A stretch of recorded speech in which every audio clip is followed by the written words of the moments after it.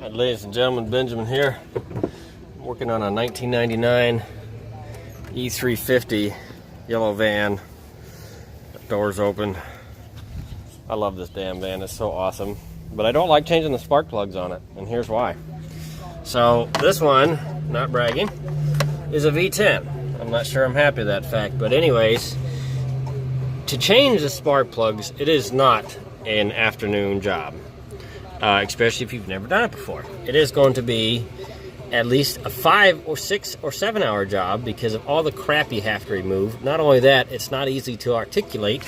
And you see this damn contraption here, that's what you need to get access to spark plugs, because you got to pull the boot, pull the little screw here, pull this out, and then, oh, look at that, there's rust in there. So, man, you get to see problems that may have been, that may have stopped, may have fixed, and that's old, so it's not wet, it wasn't dripping.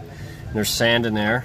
So you are going to need an air compressor. You are going to need a vacuum with an attachment on there so you can reach down in the hole to suck the shit out. But you got to disconnect this little wire mess right here. You got to disconnect all this crap, move it out of the way, and then there's a little capacitor there that has to be taken off.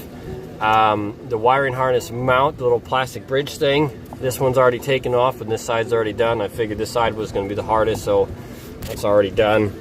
And then this side's being proven to be more of a pain in the ass, just because this metal bar, the EGR pipe coming from the driver's side exhaust manifold, is a pain in the ass. But anyways, this is not, like I said, it's not an easy job. It'll do your best to pull the spark plug wires, spark plug coil wires, while they're still screwed, while the ignition coils are still screwed in, and then be gentle about it because the little clips are going to break off. But you know, so far so good.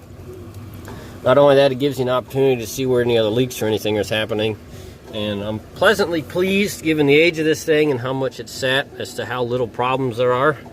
But anyways, while you're at it, when you're disconnecting things, spray that junk on there. Spray all your connectors and everything. Even if they look clean, pull them off and inspect them. And you got to pull this off too. So that's probably goes to the ECU and ECM, PCM, whatever the hell you want to call it. Goes all that, but spray all that crap off. Let's go inside.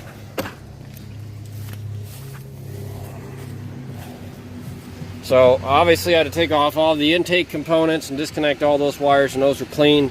But look at this, you don't have much working room, okay? You really need to be able to articulate and move, have a more or less clean work environment. But you just have to take your time when you're doing it. I'm obviously not going to show you because I'm not holding my phone and doing this, but I'm just telling you what you're in for.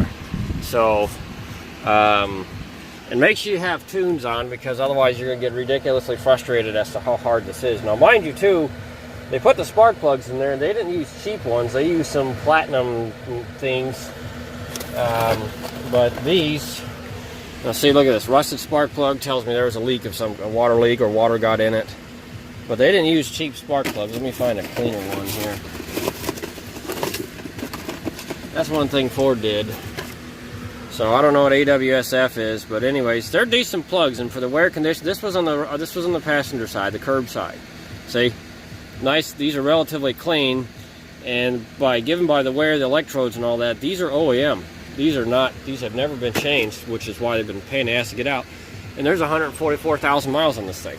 So anyway, just like I said, take your time, have plenty of tools available. This is not a single tool job, it is a multiple tool job. And also you better be able to articulate yourself in crazy weird ways, sitting on a seat, hanging over the seat, bending your arms in every which crazy way.